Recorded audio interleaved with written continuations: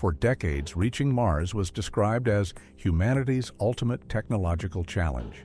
A distant world, separated by millions of kilometers, demanding precision, power, and patience.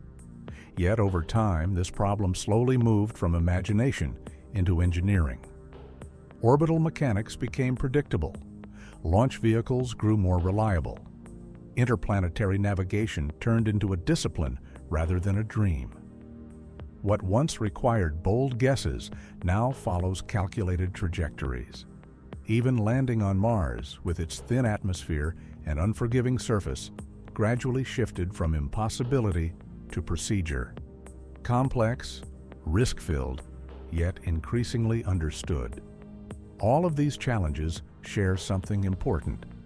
They belong to a familiar category of human problems. Problems solved through mathematics, materials, and machines. Permanent life on Mars introduces something entirely different. A challenge that does not begin with engines or fuel, but with the fragile limits of the human body and the systems required to keep it alive. And this is where the true difficulty begins.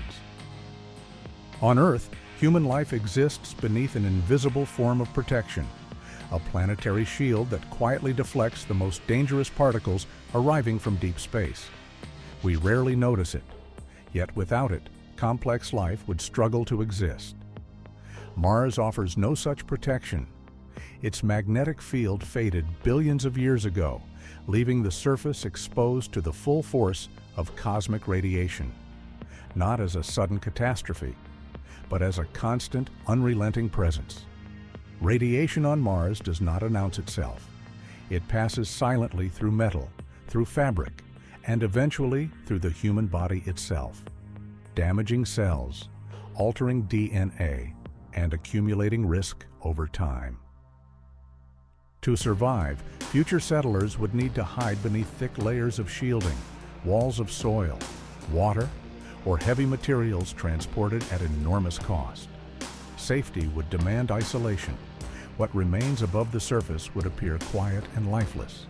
A reminder that survival on Mars may require trading openness for confinement and protection for permanence. For a permanent settlement on Mars, shelter alone would never be enough. Survival would require the creation of an artificial Earth, a closed system capable of sustaining human life indefinitely.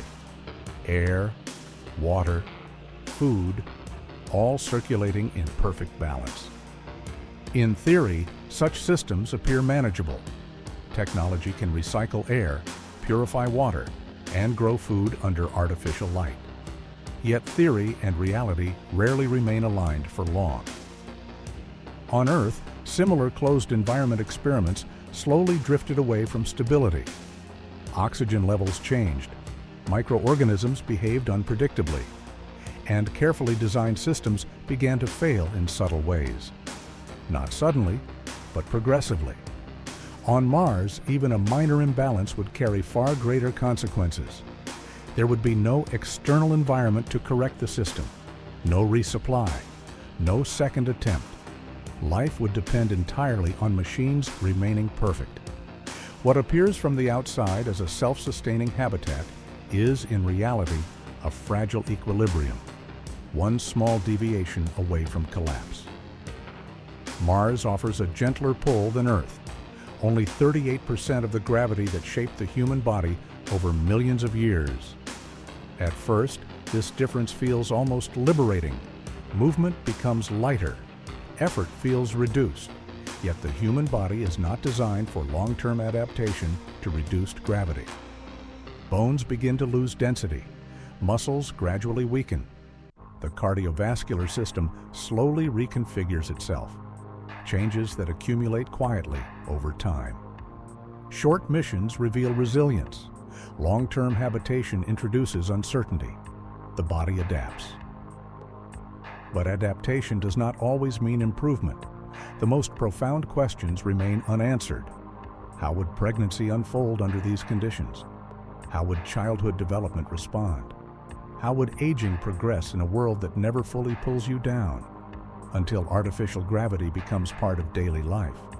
Mars remains a biological experiment, one whose outcome we cannot yet predict. On Mars, energy is more than convenience. It is the foundation upon which every other system depends. Air circulation, water purification, heating, food production, all sustained by a continuous flow of power. At first, solar energy appears abundant. Mars receives sunlight. Wide open landscapes allow vast arrays to be deployed. The solution seems elegant, even inevitable. Yet the Martian environment rarely remains cooperative. Global dust storms can rise without warning, lingering for weeks, sometimes months, gradually reducing sunlight to a dim, unreliable glow. Alternative power sources offer greater stability, but they introduce complexity, maintenance demands, and long-term risks that grow alongside the settlement itself. Energy becomes something that must be guarded constantly. Without uninterrupted power, a Martian colony does not slowly decline. It unravels, system by system, breath by breath. Even if every technical challenge were solved, even if radiation were controlled, life support perfected, and energy made reliable, one final barrier would remain: the human mind. A Martian colony would exist in complete isolation, separated from Earth not only by distance, but by time itself. Messages would arrive minutes late. Conversations would never be immediate. Support would always feel distant. Life would unfold within a small group. The same faces, the same voices, the same confined spaces, day after day, year after year. Every disagreement amplified, every silence prolonged. There would be no simple way to leave, no quick return home, no temporary escape from the environment. Mars would not allow avoidance, only adaptation. Survival would depend not on strength or intelligence, but on the ability to coexist, to endure uncertainty, and to remain human in a world that offers no margin for emotional error. Mars is often described as humanity's second home, a backup world, a place waiting patiently for our arrival, a destination we will reach once technology advances far enough. Yet Mars was never meant to replace Earth. It does not offer oceans, a thick atmosphere, or a stable environment shaped for life. It offers resistance.